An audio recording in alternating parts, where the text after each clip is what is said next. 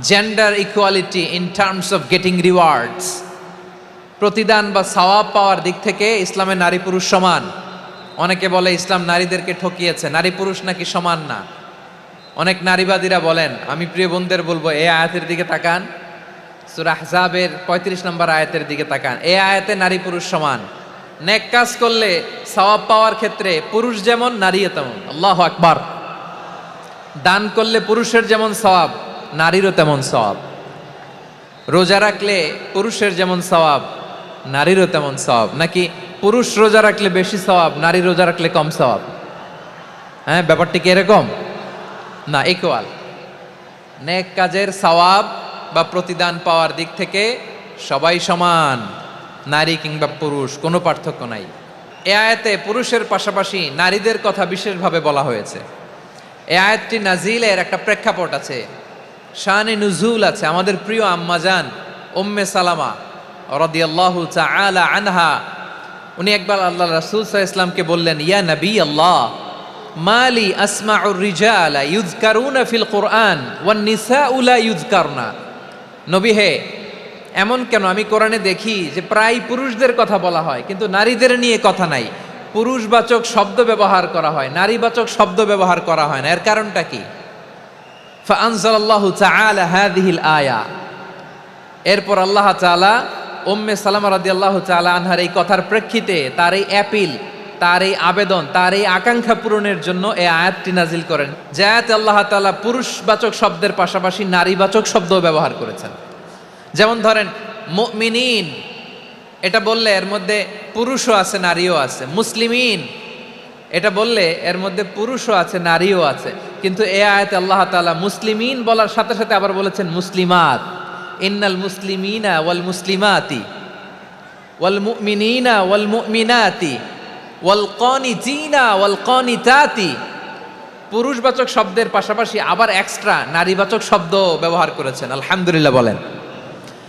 প্যান্ডেলে যে সমস্ত আমার বোনেরা নারীরা আছেন, আপনাদের খুব খুশি হওয়ার কথা যে উম্মে সালামা রাদিয়াল্লাহু তাআলা আনহা, আমাদের আম্মাজান বিষ্ণু ইসা ইসলামের প্রিয়তমা স্ত্রী, তিনি তো আপনাদেরই প্রতিনিধি, আপনাদের রিপ্রেজেন্টেটিভ হয়ে তিনি বলেছিলেন শুধু পুরুষবাচক শব্দ কেন, নারীদের কথা কই। আল্লাহ তাআলা নারীদেরকে খুশি করবার জন্য তাদের এই আবেদনের প্রেক্ষিতে প্রতিটি শব্দ পুরুষবাচক শব্দ ব্যবহারের পাশাপাশি নারীবাচক শব্দ ব্যবহার করেছেন। আওয়াজ করে পড়েন আল্লাহু আকবার।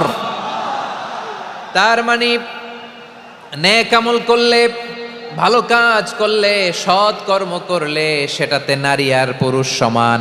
পুরুষ ইবাদত করলে যেই সওয়াব, নারীরা করলেও সেই সওয়াব। পড়েন সুবহানাল্লাহ।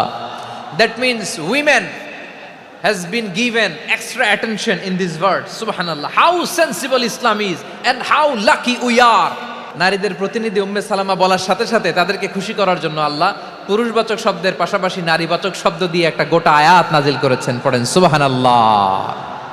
তাহলে আসুন আমরা দেখি কোন 10টি বৈশিষ্ট্য আল্লাহ তাআলা এখানে উল্লেখ করলেন যাদেরকে আল্লাহ তাআলা পছন্দ করেন। আমার সাথে বলেন তো, এখানে কয়টা বৈশিষ্ট্যের কথা বলা হয়েছে? কয়টা? যে 10টি বৈশিষ্ট্য আল্লাহ তাআলা পছন্দ করেন যে ইমানদার বান্দাদের মধ্যে থাক, তার 1 নাম্বার হচ্ছে আল্লাহ তাআলা বলছেন ইন্নাল মুসলিমিনা ওয়াল মুসলিমাতি, নিশ্চয়ই মুসলিম পুরুষ এবং নারী। নিশ্চয়ই মুসলিম পুরুষ এবং নারীকে আল্লাহ পছন্দ করেন। আমরা মুসলিম না সবাই এখানে? মুসলিমিন ওয়াল মুসলিমাত, মুসলিম পুরুষ এবং নারীকে আল্লাহ পছন্দ করেন। ইসলাম মানে হচ্ছে আত্মসমর্পণ করা, সারেন্ডার করা। ইসলাম মানে সারেন্ডার করা কার সামনে? আল্লাহর ইচ্ছার সামনে, আল্লাহর আদেশের সামনে, আল্লাহর আইনের সামনে আত্মসমর্পণের, সারেন্ডারের নামই হচ্ছে ইসলাম। চিল্লায় বলেন ঠিক কিনা? কেউ যখন নিজেকে মুসলিম বলে দাবি করে, তখন আল্লাহর কোনো বিধান আসলে, আল্লাহর কোনো আইন তার সামনে আসলে সেটা মানবো কি মানবো না এমন কথা বলার তার সুযোগ নাই। এই আয়াতের পরেই আল্লাহ বলছেন ওয়ামা কানা লি মুমিনিন ওয়ালা মুমিনাতিন ইযা কাদাল্লাহু ওয়া রাসূলুহু আমরান আন ইয়াকুনা লাহুমুল খিয়ারাতু মিন আমরিহিম। আল্লাহর পক্ষ থেকে কোনো বিশ্বাসী নারী পুরুষের সামনে যখন কোনো বিধান আসে, কোনো আইন আসে, তখন সে আইন সে মানবে না এমন কোনো অপশন তার নাই। মানলেও হবে, না মানলেও হবে এমন কোনো অপশন আছে নাকি বলেন? এমন কোনো অপশন নাই। আল্লাহর আদেশ আসার সাথে সাথেই সেটার সামনে আমরা সারেন্ডার। আল্লাহর কথা আসলেই সারেন্ডার। এখানে আমার কথা চলবে? প্রিয় ময়মনসিংহবাসী, আওয়াজ করে বলেন, আল্লাহর আদেশের সামনে আমার নিজের কোনো ইচ্ছা আছে? যারা আল্লাহর আদেশের সামনে নিজেকে সঁপে দেয়, যারা আল্লাহর আদেশের সামনে নিজের ইচ্ছাকে বিসর্জন দেয়, যারা আল্লাহর বিধানের সামনে নিজের কথা, খায়েশ সবকিছুকে স্যাক্রিফাইস করে, তারাই হচ্ছে মুসলিম। এজন্য আল্লাহ বলেন, আমার প্রিয় বান্দাদের প্রথম বৈশিষ্ট্য তারা হচ্ছে ইন্নাল মুসলিমিনা ওয়াল মুসলিমাতি, তারা আমার বিধানের সামনে আত্মসমর্পণ করে, আমার আইনের সামনে আত্মসমর্পণ করে, আমার কথার সামনে তারা কোনো কথা বলে না। কারণ গোটা দুনিয়ায় আকাশে কিংবা জমিনে যেখানেই যেটা থাক না, সব সারেন্ডার করেছে এক সত্তার সামনে। জোরে বলেন, তিনি কে? রব্বুল আলামিন বলেন, ওয়ালাহু আসলামা মান ফিস সামাওয়াতি ওয়াল আরদি তাওআন ওয়া কারহা ওয়া ইলাইহি ইউরজাউন। আকাশ কিংবা জমিনে যেখানেই যেটা থাকে না, সব কিছু সারেন্ডার করেছে একজনের সামনে। আওয়াজ করে বলতে হবে, তিনি কে? সব আল্লাহর সামনে সারেন্ডার করে। সারেন্ডার। আমরাও আল্লাহর ইচ্ছার সামনে সারেন্ডার। আল্লাহর কোনো বিধান দিয়ে যদি কেউ কোনো নসিহত করে, আপনি শুনবেন না? না রেগে যাবেন? আল্লাহর আইন দিয়ে যদি আপনাকে আদেশ করা হয়, উপদেশ দেয়া হয়, আপনি শুনবেন না? নাকি রিয়্যাক্ট করবেন? না, খবরদার, রিয়্যাক্ট করা যাবে না। আল্লাহর বিধানের সামনে বিশ্বাসী বান্দার কোনো অপশন থাকে না, কথা থাকে না। ঠিক যেমন সাইয়েদনা ইব্রাহিম আলাইহিস সালাম আত্মসমর্পণ করেছেন। আল্লাহ তাআলা বলেন, ইয ক্বালা লাহু রাব্বুহু আসলিম ক্বালা আসলামতু লিরাব্বিল আলামিন। যখন আল্লাহ সাইয়েদনা ইব্রাহিম আলাইহিস সালামকে বললেন, ও ইব্রাহিম, ইসলাম ধর্ম গ্রহণ করো, আত্মসমর্পণ করো, সারেন্ডার করো, আল্লাহর খালিল ইব্রাহিম আলাইহিস সালাম কোনো কথা চিন্তা না করে, ডানে বায়ে না তাকিয়ে, কোনো কিছু না ভেবে মুহূর্তেই বলে, আসলামতু লিরাব্বিল আলামিন। গোটা বিশ্বের রব আল্লাহর সামনে আমি ইসলাম ধর্ম গ্রহণ করলাম, সারেন্ডার করলাম। সুবহানাল্লাহ বলেন। আল্লাহ বলতে দেরি, সারেন্ডার করতে দেরি নাই। এভাবে নিজেকে আল্লাহর সামনে সঁপে দিতে হবে। আবার সাইয়েদনা ইউসুফ আলাইহিস সালাম বললেন, তাওয়াফফানি মুসলিমান ওয়া আলহিকনি বিস-সালিহিন। ও আল্লাহ, মুসলিম হিসেবে তুমি আমাকে মৃত্যু দাও, আর নেককারদের সাথে তুমি একত্রিত হওয়ার তৌফিক দাও। তাহলে আত্মসমর্পণকারী হিসেবে আমরা বাঁচতেও চাই, মরতেও চাই, ঠিক কিনা বলেন? তাহলে 10টা বৈশিষ্ট্যের প্রথম বৈশিষ্ট্য হচ্ছে আমরা আল্লাহর সামনে সারেন্ডার করব। আল্লাহর আদেশের সামনে আমার কোনো অপশন নাই যে আমি এটা চয়েস করলেও পারি, না করলেও পারি, মানলেও পারি, না মানলেও পারি, এরকম অপশন এখতিয়ার কি আল্লাহ আমাকে দিয়েছে? না। সারেন্ডার। আল্লাহ তুমি যা বলেছো, আমান্না আমান্না আতা'না আমান্না আসলামনা, আল্লাহ মেনে নিলাম, শুনলাম, পালন করলাম। এটাই হচ্ছে মুসলিমের বৈশিষ্ট্য। এই দুনিয়াতে সব নবীরা মুসলিম ছিলেন। সব নবীরা সাইয়েদনা ইব্রাহিম আলাইহিস সালামের মতো, ইউসুফ আলাইহিস সালামের মতো আল্লাহর আদেশের সামনে আত্মসমর্পণ করেছে। আল্লাহর সামনে নিজেকে সঁপে দিলেই সম্মান, আল্লাহর সামনে আত্মসমর্পণ করলেই ইজ্জত। ইসলামকে রেখে দিয়ে অন্য কোথাও ইজ্জত খুঁজলে আমাদেরকে বেইজ্জতি করে ছাড়বেন কে? এজন্য ওমর ফারুক রাদিয়াল্লাহু তাআলা আনহু বলতেন, নাহনু কওমুন আ'আজ্জানাল্লাহু বিল ইসলাম ফাইন বিতাগাইনাল ইজ্জাতা বিগাইরিহি আদাল্লানাল্লাহ। আমরা এমন জাতি, যে জাতিকে আল্লাহ তাআলা ইসলামের মাধ্যমে সম্মানিত করেছেন, ইসলাম ছাড়া অন্য কোথাও যদি আমরা সম্মান খুঁজি, আমাদেরকে বেইজ্জত করবেন কে? আমাদের সম্মান ইসলামে। ইসলাম সময়ের অপরিহার্য বাস্তবতা, অপরিহার্য বাস্তবতা। স্যামুয়েল হ্যান্টিংটন একটা বই লিখে গোটা বিশ্ব কাঁপিয়েছেন, দ্য ক্ল্যাশেস অফ সিভিলাইজেশন, সভ্যতার সংঘাত। বিভিন্ন সভ্যতার উত্থান এই পৃথিবীতে ঘটেছে, আবার পতন হয়েছে। এই পৃথিবীতে এসেছে আর্য সভ্যতা, বৈদিক সভ্যতা, মেসোপটেমীয় সভ্যতা, মহেঞ্জোদারো সভ্যতা, সিন্ধু সভ্যতা, অনেক সভ্যতা। এখন চলতেছে পাশ্চাত্যের ডমিনেশন, তারা এখন সুপার পাওয়ার। স্যামুয়েল হান্টিংটন বলে এক সভ্যতা এক সুপার পাওয়ার বেশি দিন প্রভাব খাটাতে পারে না। এই পাশ্চাত্যের এই সভ্যতারও একদিন কবর রচিত হবে, এটাও একদিন নিচে নামতে বাধ্য হবে। এরপরে এমন এক সভ্যতা দাঁড়াবে যে সভ্যতার পতাকার মধ্যে থাকবে লেখা লা ইলাহা ইল্লাল্লাহ। ওই সভ্যতার পতন পৃথিবীর কেউ করতে পারবে না, চিল্লায় বলেন ঠিক কিনা? সেটাই হচ্ছে ইসলাম। নাহনু কওমুন আ'আজ্জানাল্লাহু বিল ইসলাম, আমরা এমন জাতি যে জাতিকে ইসলাম দিয়ে সম্মানিত করেছে কে? ফাইন ইবতাগাইনাল ইজ্জাতা বিগাইরিহি আযান্নাল্লাহ, ইসলাম ছাড়া অন্য কোথাও যদি আমরা সম্মান তালাশ করি আমাদেরকে আল্লাহ তাআলা অপমানিত করে ছাড়বেন। ইসলাম ছাড়া অন্য কিছু আমরা মানি না, মানবো না, চিল্লায় বলতে হবে ঠিক কিনা? ইসলাম বিরোধী কোনো মতবাদ আমরা মানবো না, চিল্লায় বলেন ঠিক কিনা? ইসলাম আছে, ইসলাম থাকবে। যারা ইসলামকে মাটির নিচে গেড়ে ফেলতে চায় ওরা জানে না ইসলামের ধর্ম কি। ইসলাম চারা বীজের মতো, ইসলামকে জমিনের ভিতরে গেড়ে দিতে চাইলে এটা শাখা প্রশাখা নিয়ে আসমানের দিকে উপরের দিকে উঠে যায়, চিল্লায় বলেন ঠিক কিনা? এজন্য আল্লাহর হাবিব বলেন 6টি মৌলিক কর্মসূচির সারমর্ম হলো ইসলাম। হাদিসে জিবরিলে সাইয়েদনা জিবরিল আলাইহিস সালাম বিশ্বনবীকে বললেন, ও নবী আপনি বলেন তো ইসলাম কি? ইয়া মুহাম্মদ আখবিরনি আনিল ইসলাম, ইসলাম কারে বলে আপনি বলেন। আল্লাহর হাবিব বললেন 6টি মৌলিক কর্মসূচির সারমর্ম হলো ইসলাম। এক হলো তুমি সাক্ষী দিবা আল্লাহ ছাড়া কোনো ইলাহ নাই, মুহাম্মদ ছাড়া রাসূল নাই, তিনি আমাদের রাসূল।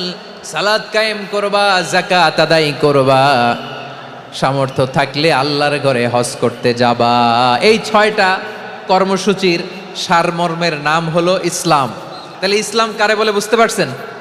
তাহলে 10 নম্বরের 1 নম্বর আমরা বুঝে ফেলছি, ইন্নাল মুসলিমিনা ওয়াল মুসলিমাতি।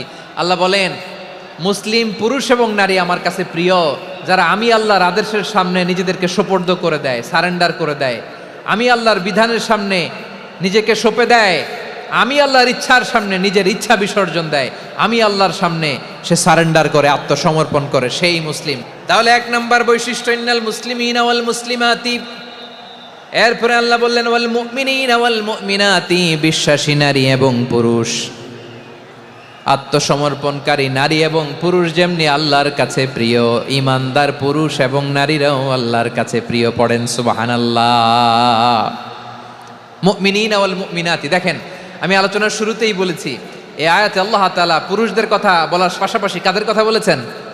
নারীদের কথা। আওয়াজ করে বলেন কাদের কথা? হ্যাঁ, নারীদের কথা বলেছেন।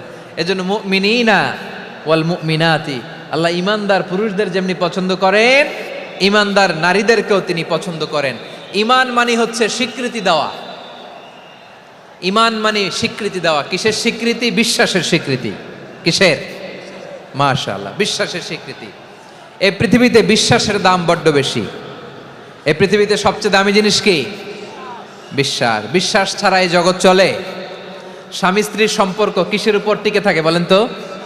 হ্যাঁ, বিশ্বাসের উপর টিকে থাকে। স্বামী স্ত্রীর সম্পর্ক টিকে থাকে বিশ্বাসের উপর। পার্টনারশিপে যারা ব্যবসা করেন, পার্টনারশিপের বিজনেস, এটা টিকে থাকে কিসের উপর? বিশ্বাসের উপর।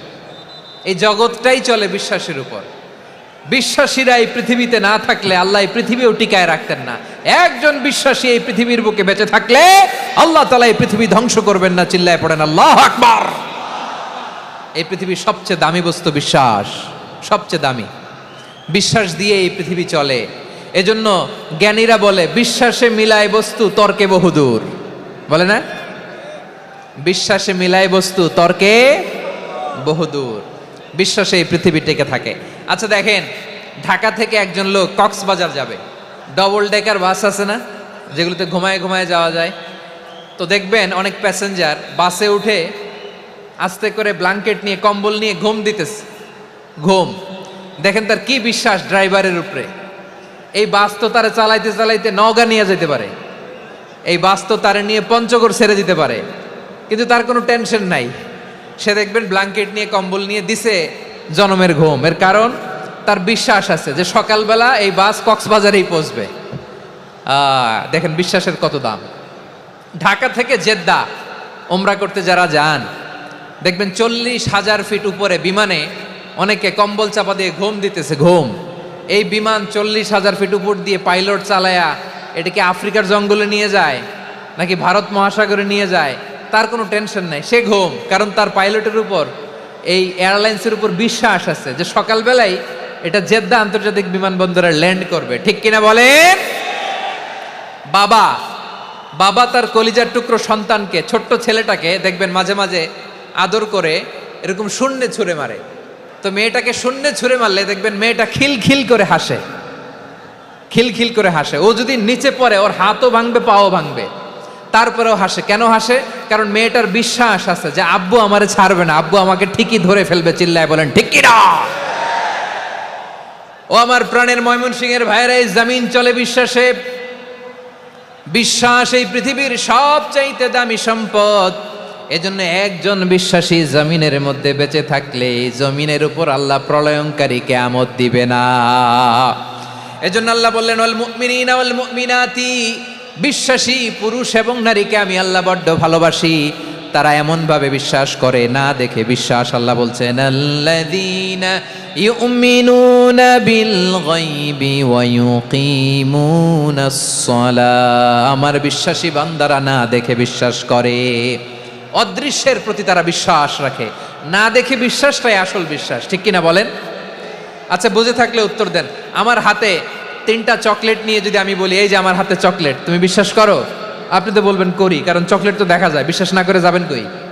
কিন্তু আপনারা না দেখায়া 3টা চকলেট এরকম মুষ্টিবদ্ধ করে পিছনের দিকে নিয়ে যদি বলি বন্ধু আমার পিছনে ডান হাতের মুঠায় কিন্তু 3টা চকলেট আছে, বিশ্বাস করো? ও না দেখেও যদি বলে বন্ধু তুই যেহেতু বলছিস বিশ্বাস করি, যদি করে এটাই আসল বিশ্বাস। না দেখে বিশ্বাস করাটাই আসল বিশ্বাস। অদৃশ্যের প্রতি বিশ্বাসকে বলে প্রকৃত বিশ্বাস। আল্লাযীনা ইউমিনুনা বিল গায়ব, আমার বান্দারা না দেখে আমি আল্লাহর উপর বিশ্বাস করে। এবার বিশ্বনবী বললেন 6টি মৌলিক কর্মসূচির সারমর্মের নাম যেমনি হলো ইসলাম, ঠিক তেমনি 6টি মৌলিক বিশ্বাসের বিষয়ের উপর ঈমান আনার নাম হলো বিশ্বাস। সুবহানাল্লাহ বলেন। 6টা মৌলিক বিষয়ের উপর যদি আপনি বিশ্বাস রাখেন এটা হচ্ছে ঈমান। সেটা কি? সাইয়েদনা জিব্রাইল বললেন ইয়া মুহাম্মদ আখবিরনি মাল ঈমান, ঈমান কারে বলে বলো। আল্লাহর নবী বললেন আন তুমিনা বিল্লাহ, আল্লাহর উপর ঈমান আনবা। আল্লাহ নামটা আপনাদের ভাল লাগে? আল্লাহ নাম যতই জপি ততই মধুর লাগে, নামে এত মধু থাকে কে জানি তো আগে। আল্লাহ নাম যতই জপি, ও নাম জপে প্রিয়তম, ও নামে জপে মজনু সম, ওই নামে পাপিয়া গাহে হৃদয় গোলাপে বাগে। আল্লাহ নাম যতই জপি। সুবহানাল্লাহ বলেন। আল্লাহর নাম এত মধুমাখা নাম, এত জাদুমাখা নাম, সব নবীরা এই নামের জিকির করেছেন, সব আল্লাহর ওলিরা এই নামটি জপেছেন। এজন্য এই নাম জপলে হৃদয় শান্ত করে দেয় কে? বিশ্বনবী বললেন ঈমান মানে আন তুমিনা বিল্লাহ, আল্লাহর উপর ঈমান আনবা, ওয়া মালাইকাতিহি ফেরেশতাদের উপর ঈমান আনবা, ওয়া কুতুবিহি আল্লাহর পাঠানো কিতাবের উপর ঈমান আনবা, ওয়া রুসুলিহি রাসূলের উপর ঈমান আনবা, ওয়াল ইয়াউমিল আখিরি শেষ বিচারের প্রতি ঈমান আনবা, ওয়া তুমিনা বিল কদরি খাইরিহি ওয়া শাররিহি আল্লাহর দেয়া তাকদীরের উপর ঈমান আনবা। ঠিক কিনা বলেন? তাহলে এই 6টা মৌলিক বিষয়ের উপর বিশ্বাসকে বলে ঈমান। আল্লাহ ওই ঈমানদারদেরকে পছন্দ করে যাদের ঈমান এরকম মজবুত। আল্লাহ বললেন ওয়াল মুমিনিনা ওয়াল মুমিনাতি, ঈমানদার পুরুষ এবং নারীরাও আমার কাছে বড্ড প্রিয়।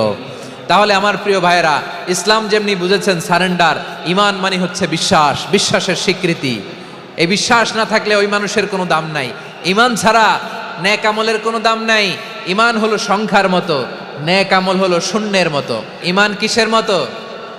সংখ্যা, আর নেক আমল শূন্য। আচ্ছা, আপনি ঈমান আনেন না, ঈমান ছাড়া খালি নেক আমল, তাহাজ্জুদ, নামাজ, রোজা, জিকির, আজকার, এক এক ইবাদতের কারণে খালি শূন্য পাইতেছেন। শূন্য পেতে পেতে পেতে পেতে হাজারটা শূন্য। এটার কোনো দাম আছে? কথা কয় না, দাম আছে। কিন্তু আপনি ঈমান আনার পর একটা সংখ্যা পেয়ে গেলেন 1। এবার নেক আমল করলেই 1-এর পাশে শূন্য বসে গেলে কত হয়? 10। এবার আবার দান করলেন, আরেকটা শূন্য পাইছেন, কত হইছে? এবার আল্লাহর কোরআনের তেলাওয়াত করলেন, আরেক শূন্য, কত হইছে? এবার জিকির করলেন, আরেক শূন্য কত হইছে? আবার ভালো কাজ করলেন, আরেক শূন্য কত হইছে? এখন যত সৎকর্ম নেক আমল করেন, শূন্য যত বাড়ে, এটার দাম আছে না নাই? এজন্য আমার প্রিয় ভাইয়েরা, ইমানের দাম সবচেয়ে বেশি। ইমান হলো সফলতার মাপকাঠি। টাকা যার বেশি সে সফল নয়, এই সমাজে দাপট যার বেশি সে সফল নয়, এই সমাজে খ্যাতি যার বেশি সে সফল নয়, যার হৃদয় ঈমান আছে, বিশ্বাস আছে, সেই সফল। ঠিক কি না? এজন্য রব্বুল আলামিন বলেন, ক্বাদ আফলাহাল মুমিনুনাল্লাযীনা হুম ফি সলাতিহিম খাশিউন। সফল হয়েছে তারা, ঈমান এনেছে যারা। রব্বুল আলামিন বলেন, ওয়ালা তাহিনু ওয়ালা তাহজানু ওয়া আনতুমুল আ'লাউনা ইন কুনতুম মুমিনিন। তোমরা চিন্তিত হয়ো না, ভেঙে পড়ো না, হতাশ হয়ো না, চিন্তিত হয়ো না, তোমাদেরই বিজয় হবে যদি তোমরা মুমিন হও। আপনারা কি অত্যাচার, আযাব, জুলুম দেখে ভয় পান? হ্যাঁ, নবীদের উপর অত্যাচার ছিল কি ছিল না? সাহাবাদের উপর ছিল কি ছিল না? এজন্য কোনো অত্যাচার, হুমকি, দামকি, জেল, জরিমানা মুমিনকে তার ইমানের রাস্তা থেকে এক বিন্দু পরিমাণ পেছনে হটাতে পারে না। চিল্লায় বলো ঠিক কি না? আমরা জেনে বুঝেই এই রাস্তায় এসেছি, এই রাস্তা থেকে আমাদেরকে কেউ পেছনে সরাতে পারবে না। চিৎকার করে বলেন ঠিক কি না? আল্লাহ আমাদেরকে সুসংবাদ দেন, ওয়ালা তাহিনু ওয়ালা তাহজানু ওয়া আনতুমুল আ'লাউনা ইন কুনতুম মুমিনিন। হতাশ হয়ো না, নিরাশ হয়ো না, ভেঙে পড়ো না, তোমাদেরই বিজয় হবে যদি তোমরা মুমিন হও। এজন্য ঈমানের পথে আমরা থাকতে চাই কি চাই না? ঈমানের পথে অবিচল থেকে আমার মরণ যেন হয়। সবাই পড়েন আমিন। ঈমানের পথে অবিচল থেকে আমার মরণ যেন হয়। তোমারই কাছে মিনতি আমার, তোমারই কাছে মিনতি আমার, মহামহিম দয়াময়। ঈমানের পথে অবিচল থেকে আমার মরণ যেন হয়। পড়েন আমিন। তাহলে ইন্নাল মুসলিমিনা ওয়াল মুসলিমাতি, আল্লাহ বলে যে নারী এবং পুরুষ আমি আল্লাহর বিধানের সামনে আত্মসমর্পণ করে তাদের আমি ভালোবাসি। আবার যে নারী এবং পুরুষ আমার উপর, আখিরাতের উপর, নবীর উপর বিশ্বাস স্থাপন করে তাদেরকে আমি ভালোবাসি। বিশ্বাস হলো সবচাইতে দামি। ঠিক কি না? তাহলে মুসলিমিন মুসলিমাত গেল, মুমিনিন মুমিনাত গেল। এরপরে আল্লাহ তাআলা বলেন, ওয়াল কানিতিনা ওয়াল কানিতাত, অনুগত নারী ও পুরুষ, অনুগত, obedient to Allah, they present their highest loyalty to Allah, যারা আল্লাহর সামনে নিজেদের আনুগত্যের সর্বোচ্চ নমুনা পেশ করে, যারা আল্লাহর সামনে অনুগত হয়ে অটল থাকে, আল্লাহর আনুগত্যে নিজেকে যারা পেশ করে তাদেরকে বলে কানিতিন, কানিতাত, অনুগত বান্দা এবং বান্দি, অনুগত পুরুষ এবং নারী। অনুগত বান্দা বান্দিদেরকে আল্লাহ বড্ড ভালোবাসেন। আল্লাহ বলেন, হাফিযু আলাস সালাওয়াতি ওয়াস সালাতিল ওয়ুসতা ওয়া কুমু লিল্লাহি কানিতিন। তোমরা নামাজগুলোকে যত্নের সাথে আদায় করো, বিশেষ করে মধ্যম নামাজ, আসরের নামাজ। আর আমি আল্লাহর সামনে যখন দাঁড়াবা, আমি আল্লাহর সামনে যখন দাঁড়াবা অনুগত হয়ে দাঁড়াবা। আল্লাহর সামনে নামাজে যখন দাঁড়াবো অনুগত হয়ে দাঁড়াবো। আনুগত্যের সর্বোচ্চ টুকুন আমরা আল্লাহর সামনে পেশ করব। কেমন করে নিজের আনুগত্য প্রকাশ করতে হয় প্রিয় ভাইয়ের, আসুন বিষ্ণু ঈসা ইসলামের জীবনী থেকে দেখি। আল্লাহর হাবিব রাহমাতাল লিল আলামিন কেমন করে তিনি আল্লাহর সামনে আনুগত্য পেশ করতেন। আম্মা জানা আয়েশা রাদিয়াল্লাহু তাআলা আনহা বলেন, কানা ইয়াকুমু মিনাল লাইলি হাত্তা তাতাফাত্তারা কদামা। আমার নবী তাহাজ্জুদের যায় নামাজে যখন দাঁড়াতেন, এত লম্বা সময় দাঁড়িয়ে দাঁড়িয়ে তিনি কিয়াম করতেন, কেরাত পড়তেন। দাঁড়িয়ে থাকতে থাকতে থাকতে থাকতে আমার নবীর বরকতপূর্ণ, আমার নবীর মোবারক পা দুটো এইরকম ফুলে যেত। আমার নবীর পা গুলো ফুলে যেত দাঁড়িয়ে থাকতে থাকতে। বিষ্ণু ইসা ইসলামের পা ফুলে যেত। আম্মা জান আয়েশা এটা খেয়াল করতেন। খেয়াল করে বলতেন, ইয়া রাসূলুল্লাহ কদ গফারাল্লাহু লাকা মা তাকাদ্দামা মিন যামবিকা ওয়া মা তাআখার। ও নবী, নিজের দেহের উপর কেন এত কষ্ট দেন? কেন রাত জেগে এরকম তাহাজ্জুদের জায়নামাজে দাঁড়িয়ে থাকতে থাকতে পা দুটো আপনার ফুলে যায়? কেন কষ্ট করেন? আল্লাহ কি বলে নাই, ও নবী আপনার আগের গুনাহ মাফ, পরের গুনাহ মাফ? আসলে বিশ্বনবীর কোনো গুনাহই নাই। নবীরা মাসুম হয়, নিষ্পাপ হয়। তারপরে বিশ্বনবীর মর্যাদা স্ট্যাটাস বোঝানোর জন্য আল্লাহ বলেন, নবী আপনার আগের পরের সব গুনাহ আমি আল্লাহ মাফ করে দিলাম। আম্মা জান আয়েশা বলে, না নবী, আগের গুনাহ মাফ, পরের গুনাহ মাফ, আপনি মাসুম নিষ্পাপ, তারপরেও তাহাজ্জুদের জায়নামাজে কেন এত কষ্ট করেন? বিশ্বনবী জবাবে বলেন, আফালা উহিব্বু আন আকুনা আবেদান শাকুরা। ও আয়েশা, আমি কি শুকরগুজার বান্দা হব না? আমি কি শুকরগুজার হব না? আল্লাহ আমার সব মাফ করে দিছে, ঠিক আছে, আমার গুনাহ নাই, ঠিক আছে, কিন্তু আল্লাহর নাজ নেয়ামত ছাড়া তো এক মুহূর্ত আমার পক্ষে বেঁচে থাকা সম্ভব না। সে আল্লাহর নেয়ামতের শুকরিয়া হিসাবে আমার কি শুকরগুজার হওয়া উচিত না? আফালা উহিব্বু আন আকুনা আবদান শাকুরা। আমি কি শুকরগুজার বান্দা হব না? ও আমার ভাইয়েরা, বিশ্বনবী ঠিক এমন ভাবে আনুগত্যের নমুনা দেখাতেন। এখানেই শেষ নয়। আম্মা জান আয়েশা বলেন, তাহাজ্জুদের জায়নামাজে দাঁড়িয়ে থাকতে থাকতে ফালাম ইয়াজাল ইয়াবকি হাত্তা বাল্লা লিহিয়াতাহু। আমার নবী কেরাত পড়তে পড়তে কাঁদতে কাঁদতে দাড়ি বেয়ে বেয়ে ওনার পানি ঝরতো। আর এক জায়গায় এসেছে হাত্তা বাল্লা হাজারাহু, নবীর জামা ভিজে যেত চোখের পানিতে। অন্য বর্ণনায় এসেছে হাত্তা বাল্লাল আরদা, সিজদায় লুটিয়ে পড়ে যখন বিশ্বনবী কান্না করতেন, বিশ্বনবীর চোখের পানি দিয়ে জমিন ভিজিয়ে যেত, জমিন ভিজিয়ে দিতেন। কি আনুগত্য, কি আনুগত্য! এরপরে নামাজ শেষে দোয়ার মধ্যে বিশ্বনবী বলতেন, আল্লাহুম্মা ইন্নী আবদুক, ও আমার আল্লাহ, আমি আপনার দাস। ওয়াবনু আবদিক, দাসের ঘরের দাস। ওয়াবনু আমাতিক, দাসীর ঘরের দাস। সুবহানাল্লাহ, কি বিনয়! দোয়াতে বলতেন, আল্লাহ আমি আপনার দাস। দাসের ঘরের দাস মানে আমার বাবা আব্দুল্লাহ আপনার দাস। দাসীর ঘরের দাস মানে আমার মা আমিনা আপনার দাস। সুবহানাল্লাহ। নাসিয়াতি বিয়াদিক, আমার মাথার চুলের ঝুঁটি আপনার হাতের মুঠোয়, আপনি যেখানে টানেন ওইখানে আমি যেতে বাধ্য। আপনি আমার চুল ধরে ডানে টান দিলে আমি ডানে যাই, বায়ে টান দিলে আমি বায়ে যাই। আমার কোনো ক্ষমতা নাই, সব ক্ষমতা আপনার। দেখেন, যেই নবীর কোনো গুনাহ নাই, উনি দোয়ার সময় বলতেন, আল্লাহ আমি আপনার দাস, দাসের ঘরের দাস, দাসীর ঘরের দাস। আমার মাথার চুলের ঝুঁটি আপনার হাতের কবজার ভিতরে, এদিকে টান দিলে আমি এদিকে যেতে বাধ্য, ওদিকে টান দিলে ওদিকে যেতে বাধ্য। যেই নবীর কোনো গুনাহ নাই, নামাজে দাঁড়িয়ে থাকতে থাকতে পা ফুলায় ফেলতেন। যেই নবী নিষ্পাপ, কোনো গুনাহ নাই, কাঁদতে কাঁদতে দাড়ি ভিজায় ফেলতেন, জামা ভিজায় ফেলতেন, সিজদায় পরে জামিন ভিজায় ফেলতেন। পড়েন সুবহানাল্লাহ। তাহলে আমাদেরকে কেমন অনুগত হওয়া উচিত? আমাদের তো গুনাহ নাই নাকি? আছে এরকম কেউ? আছে? নাই। আমরা সবাই পাপী, আমাদের পাপের কোনো শেষ নাই। আওয়াজ করে বলেন ঠিক কিনা? তাহলে আসুন আমরাও বিশ্বনবীর মতো অনুগত হই, অনুগত হয়ে আল্লাহর কাছে চাই। এই যে আল কানিতিনা ওয়াল কানিতাতি, মানে অনুগত বান্দা এবং বান্দি। আমরা দোয়ায় কুনুত পড়ি না? কুনুত বিতরের নামাজে কি দোয়া পড়ি? দোয়ায়ে কুনুত। এই কুনুত থেকে ওয়াল কানিতিনা ওয়াল কানিতাত, তাফসীর বুঝে নেন। কুনুত থেকে কানিতিনা ওয়াল কানিতাত। তাহলে দোয়ায়ে কুনুত হচ্ছে বিনীত হয়ে, অনুগত হয়ে আল্লাহর কাছে চাওয়া। আমরা তখন দাঁড়িয়ে বলি, আল্লাহুম্মা ইয়্যাকা না'বুদু ওয়া লাকা নুসাল্লি ওয়া নাসজুদ ওয়া ইলাইকা নাসআ ওয়া নাহফিদ নারজু রাহমাতাকা ওয়া নাখশা আযাবাকা ইন্না আযাবাকাল জিদ্দা বিল কুফফারি মুলহিক। আল্লাহ আপনার কাছে চাই, আপনার কাছে প্রার্থনা করি, আপনার আযাবকে ভয় করি, আপনি ছাড়া আমাদের বাঁচাবার কেউ নাই। কুনুতের মধ্যে আমরা এই দোয়া করি কি করি না? অনুগত হয়ে এই দোয়া করি।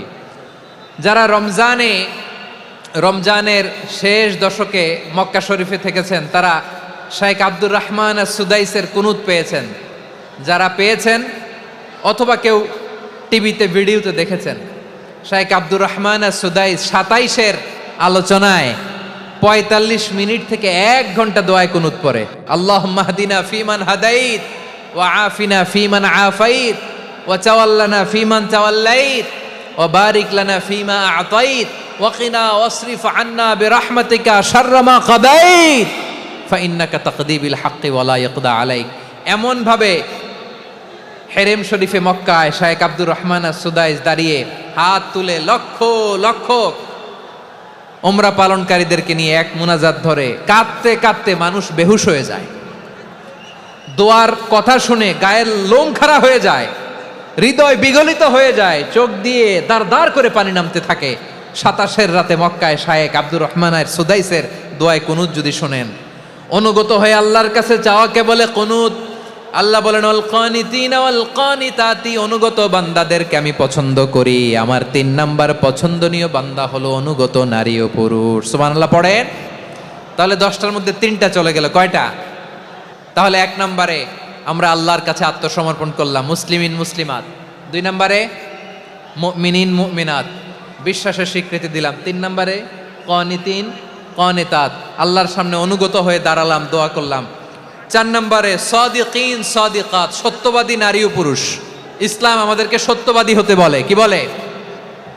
সত্যবাদী হতে বলে, মিথ্যা বলতে নিষেধ করে। কারণ মিথ্যা সবচেয়ে বড় পাপ, সব পাপের বাপ। সব পাপের বড় পাপ হচ্ছে মিথ্যা। একটা মিথ্যা বললে ওইটারে ঢাকতে আরো 10টা মিথ্যা বলা লাগে, ওইটারে গোজামিল দিতে আরো 30টা মিথ্যা বলা লাগে, কি লাগে না? আর কোনোদিন মিথ্যা বলবেন? মিথ্যার সাথে আমাদের সম্পর্ক নাই। আওয়াজ করে বলেন, মিথ্যার সাথে আমাদের সম্পর্ক নাই। কিন্তু আমাদের সমাজে মিথ্যা আছে না নাই? হ্যাঁ, ময়মনসিংহবাসী মিথ্যা বলে না, সত্য বলে নাকি? মাশাআল্লাহ মাশাআল্লাহ।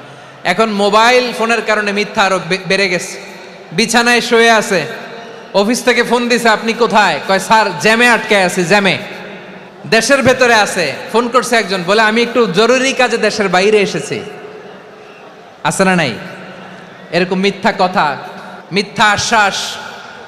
আমাদের নেতারা জনগণকে মিথ্যা আশ্বাস দেয় কি দেয় না? সব নেতারা দেয় তা বলি না, কিন্তু অনেকেই দেয়। এই মিথ্যা আশ্বাস যেন আমরা না দেই। সমাজে মিথ্যা বয়ান আছে না নাই? মিথ্যা ন্যারেটিভ আছে না নাই? আদালতে মিথ্যা সাক্ষী আছে না নাই? ওই সাক্ষীর উপর ভিত্তি করে মিথ্যা রায় আছে না নাই? ওই মিথ্যা সাক্ষীর উপর ভিত্তি করে আমরা এদেশে যাবজ্জীবন দেখেছি, এদেশে ফাঁসির কাস্টে ঝুলানোর নাটক মঞ্চায়ন করতে দেখেছি। আওয়াজ করে বলেন ঠিক কি না? এই মিথ্যা আমরা চাই না, আমরা সত্য বলবো, কারণ আল্লাহ সত্যবাদী। আল্লাহ কি? সত্যবাদী। বিশ্বনবী ছিলেন সত্যবাদী, আমাদেরকেও তিনি সত্যবাদীদের সাথে থাকতে বলেছেন। তিনি আমাদেরকে বলেছেন সত্যাশ্রয়ী হতে। রব্বুল আলামিন বলেন ওমান আসদাকু মিনাল্লাহি হাদিসা, আল্লাহর চাইতে সত্যবাদী আর কেউ আছে নাকি বলেন? আল্লাহর চাইতে বেশি সত্যবাদী কেউ আছে? নাই, নাই। আবার বিশ্বনবীকে আল্লাহ বলেন কুল সাদাকাল্লাহ, ও নবী আপনি বলেন আল্লাহ সত্য বলেছেন। সাদাকাল্লাহ মানে সত্য বলেছেন, আল্লাহ সত্য বলেছেন। এই আদেশটি আল্লাহ তাআলা বিশ্বনবীকে দিয়ে বললেন কুল সাদাকাল্লাহ, ও নবী আপনি বলে দেন আল্লাহ সত্য বলেছেন। এই জন্য আল্লাহর বাণী তেলাওয়াত করার পরে কারি সাহেবরা দেখবেন পড়ে সাদাকাল্লাহুল আযীম।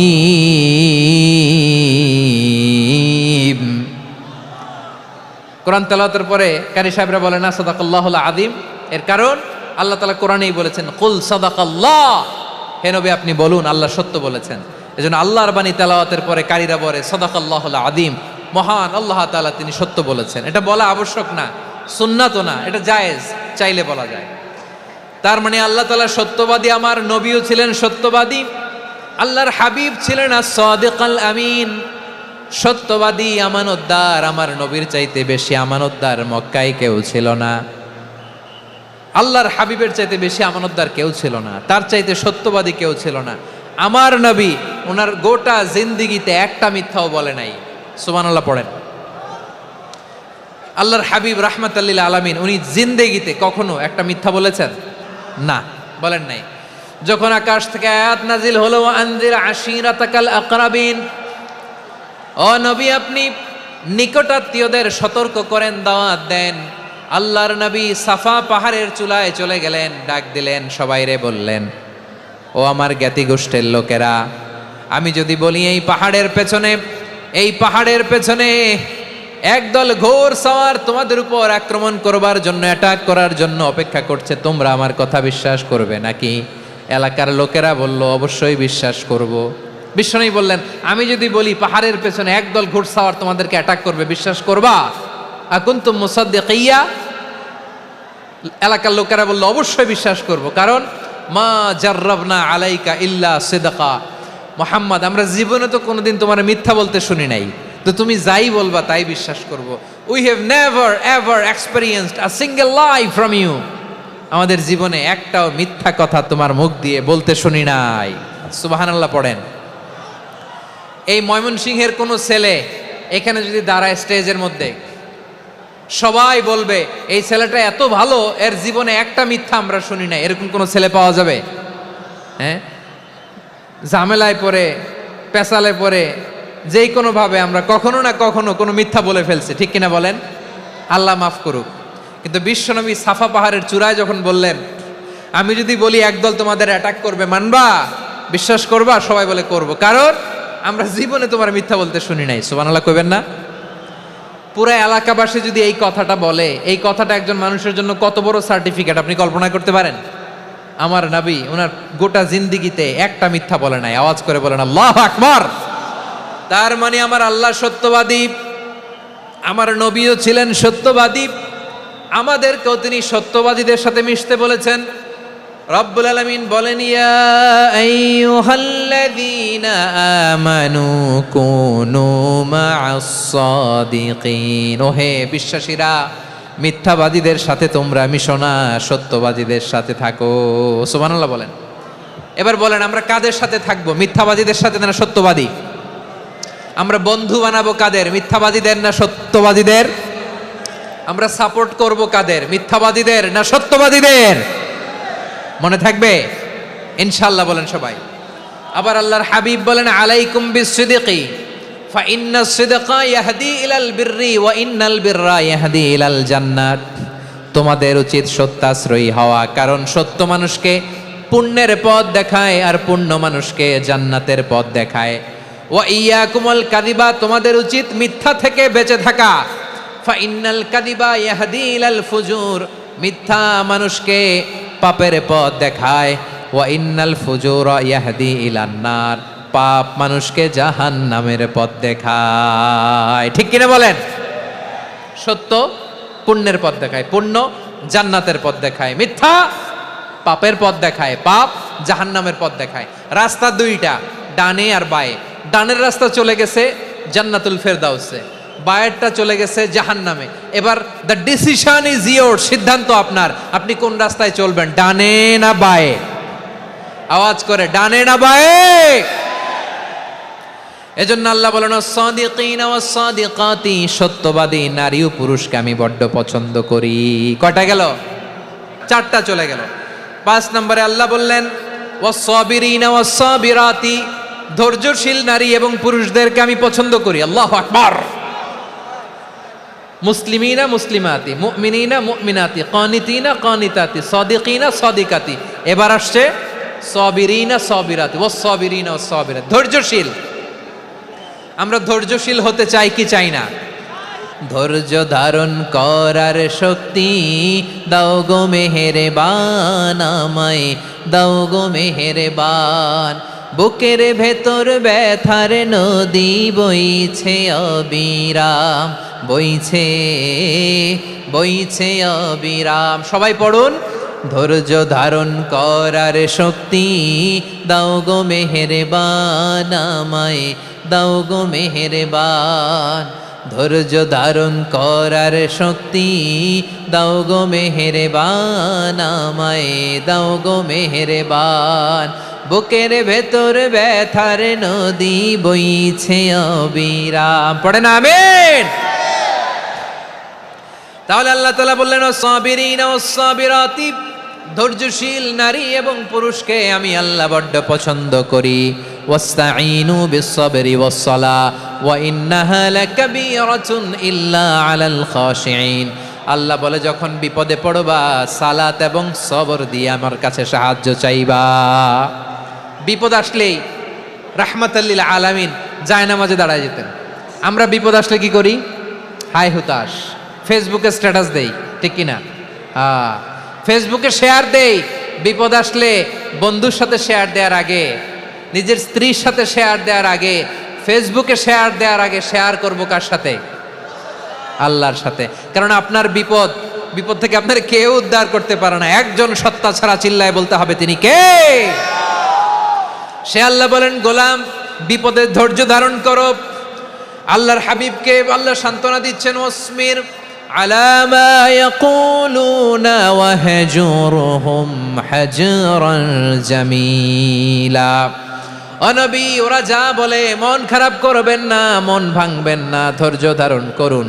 ওয়াহজুরহুম হাজরান জামিলা, তাদেরকে সুন্দরভাবে ইগনোর করুন। আমার নবীকে গালি দিত কবি বলে, গণক বলে, পাগল বলে, জাদুকর বলে, লেস কাটা বলে। আমার নবী নাকি লেস কাটা? নাউজুবিল্লাহ পড়বেন না? আমার নবীরে কাফিরেরা যেমনি গালি দিত, এই যুগে আমাদেরকেও গালি দেয় এমন কিছু লোক আছে না নাই? আমার নবীকে গালি দিত গণক, জাদুকর, এরপর গালি দিত পাগল, নির্বংশ বলে, আর আমাদেরকে গালি দেয় মৌলবাদী বলে, আমাদেরকে গালি দেয় রাজাকার বলে। রাজাকার শব্দটা তো এখন একটা অ্যাওয়ার্ড হয়ে গেছে, অ্যাওয়ার্ড। রাজাকার রাজাকার গালি দেওয়ার দিন শেষ। কি দিন আসলো? সুবহানাল্লাহ কইবেন না? পরিস্থিতি পাল্টে দিতে আল্লাহর সময় লাগে না। চিল্লায় বলেন ঠিক কিনা?